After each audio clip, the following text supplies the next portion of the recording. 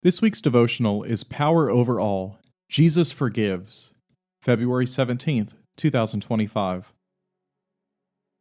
For he has rescued us from the dominion of darkness and brought us into the kingdom of the Son he loves, in whom we have redemption, the forgiveness of sins. Colossians 1:13-14. People constantly try to lose weight, save money, and manage their time better. No wonder self-help books have become a booming industry in the last decade. From Rich Dad, Poor Dad to The 7 Habits of Highly Effective People, the authors strive to provide simple, tried and true strategies while shedding light on some of the behavioral and psychological reasons behind these endemic problems. By addressing the reasoning behind certain behaviors and offering strategies to build good habits and break bad ones, self-help books aim to equip their readers with the hope and tools to tackle their struggles.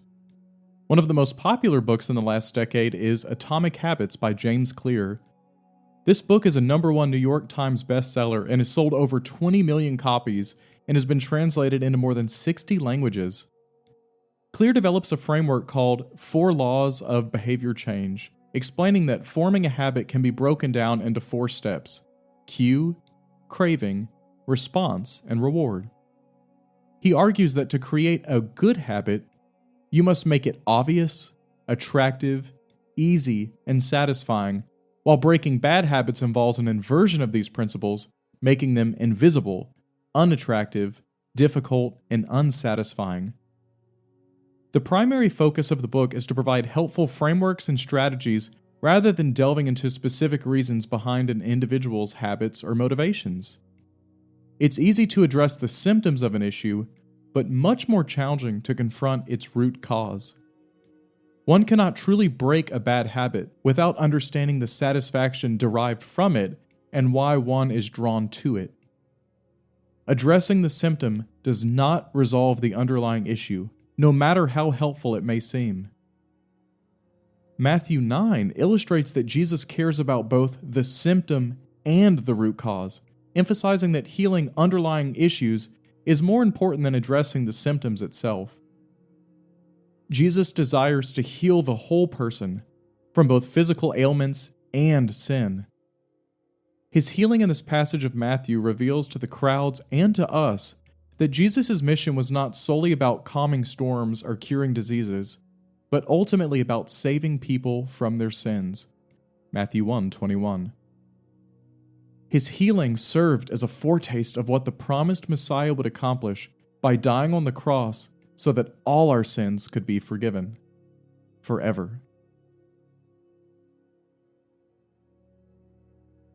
In Matthew chapter 9, verses 1-9, Jesus heals a paralytic. The unusual part of the story isn't that he heals a paralytic. He's already done that earlier, Matthew 4:24. The astonishing part is that he forgives the paralytic's sins before physically healing him. Jesus heals him because of his faith, but his sins being forgiven was not what everyone expected. The paralytic and his friends had probably heard about Jesus' ability to heal and wanted to see him so that he could help. The friends cut a hole in the roof and lowered him into the home. Their faith is implied by the act of lowering the paralytic to see Jesus. Notice the stark contrast between the faith of the paralytic and his friends versus the accusatory remarks from the religious scribes. Here again, the overly religious scribes lack the faith to see who Jesus truly is, God incarnate. The scribes claim that Jesus is blaspheming by saying the paralytic's sins are forgiven. The forgiveness of sins isn't something visible, so the scribes condemn Jesus because forgiving sins is an act reserved solely for God. Isaiah 43:25. Jesus, aware of their doubts, calls himself the Son of Man and asserts his authority, then physically heals the paralytic. This act of healing the paralytic was now something visible. By healing sin, unseen by all, and illness, seen by all, Jesus demonstrates his deity and the power and authority he has over sickness and sin itself. When Daniel refers to the Son of Man, he points forward to the final days of judgment. Yet, Jesus, referring to himself as the Son of Man, shows that this authority is now a present reality on earth. The authority from God in heaven is now with God incarnate on earth.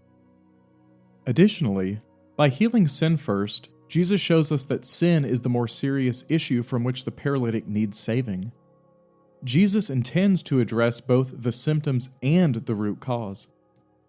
Death entered the world because of the fall, the first sin by Adam. Just like in Genesis 3, illness and disease were linked to sin throughout the Old Testament. Consider the story of Job and his friends questioning what sin he committed to deserve such suffering.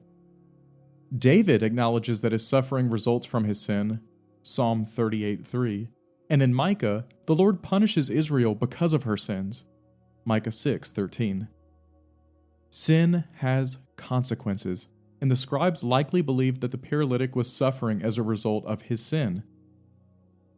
Whether the paralytic's illness stems from sin remains unclear. Still, the key point is that in a culture where disease was viewed as directly linked to sin, Jesus introduced a new aspect of his authority in the primary purpose of his mission: to forgive sins. Matthew helps us see the progression in Jesus' mission and expands our understanding of his power and authority.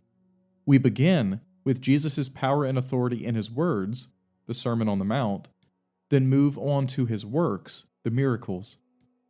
Jesus first demonstrates his power over creation, then over illness, and ultimately sin, his primary mission. Self-help books prove helpful only when we address the underlying issues rather than just the symptoms. We all have pervasive struggles and sins every day. While we can create frameworks and strategies to cope, we cannot fix the underlying issue of sin through our own efforts. Only Jesus can accomplish that, providing rest for all who are weary and burdened. If we desire healing from physical illnesses and diseases, but fail to confront our sins, we miss the point of Jesus' mission. Many of us pray when we need something fixed or someone healed, and while these things are extremely important for us to pray about, Jesus teaches us that the forgiveness of sin found in Him is the most important thing that we should seek. The brokenness in the world, the physical ailments our loved ones face, and the hardships we endure stem from a fallen world. These trials should lead us to cry out to King Jesus for the forgiveness of sins and for healing of our brokenness. The beauty of the gospel lies in the fact that no sin is beyond God's forgiveness. His grace and mercy are boundless, and He desires to forgive our sins and transform us from death to life when we approach Him in faith. Just like the conclusion of the story in Matthew 9, we can stand in awe and glorify God, not only for His power to forgive sins, but also for His grace and mercy in doing so. Amazing grace, how sweet the sound that saved a wretch like me. I once was lost, but now am found, was blind, but now I see.